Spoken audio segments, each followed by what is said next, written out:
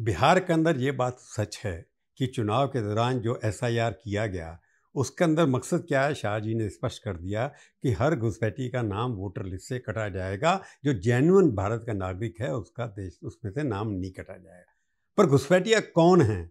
उसके लिए वहाँ पर पहले कोई इलेक्शन कमीशन ने पहले 11 दस्तावेज मांगे।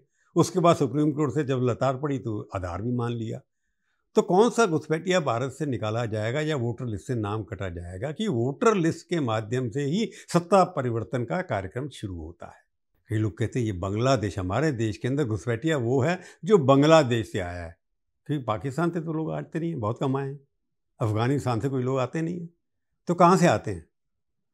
वही बांग्लादेश, क्योंकि वहाँ से शुरुआत हुई थी 1971 के अंदर, जब बंटवारा हुआ था। लगभग वहाँ पर दंगे हुए, वहाँ पर लोगों की पिटाई होनी शुरू की। तो लोगों का अनुमान है तब 20 लाख 2 करोड़ लोग हिंदुस्तान के अंदर उस दौरान आए थे।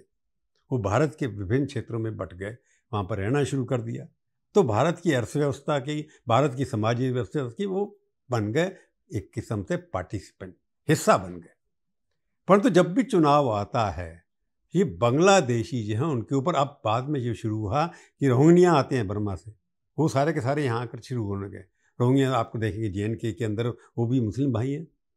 तो सारे अपने देशों में प्रताड़ित होकर के, वहाँ की अर्थव्यवस्था में नौकरी नहीं है, खाना पीना नहीं मिलता है, वो लोग भारत के अंदर आ जाते हैं, जिसकी वजह से वो बिल्कुल पॉलिटिकल पार्टियों का हिस्सा बन जाते हैं। बिहार में भी ये हो रहा है कि ये जो घुसपैठिए हैं, बांग्लादेशी हैं, किशनगंज है, आप सीमांचल की तरफ जाएंगे, जहाँ पर इतने सारे वोट हैं, उनमें से ज़्यादातर लोग कहते हैं बांग्लादेश से आए हुए हैं। इसलिए उन्होंने सर्टिफिकेट मांगा था कि फादर का बर्थ सर्टिफिकेट दीजिए, अपना मैट्रिकुलेशन का सर्टिफिकेट दीजिए। जो भी जितने बांग्लादेशी लोग आएंगे उनके पास ऐसे सर्टिफिकेट होंगे नहीं।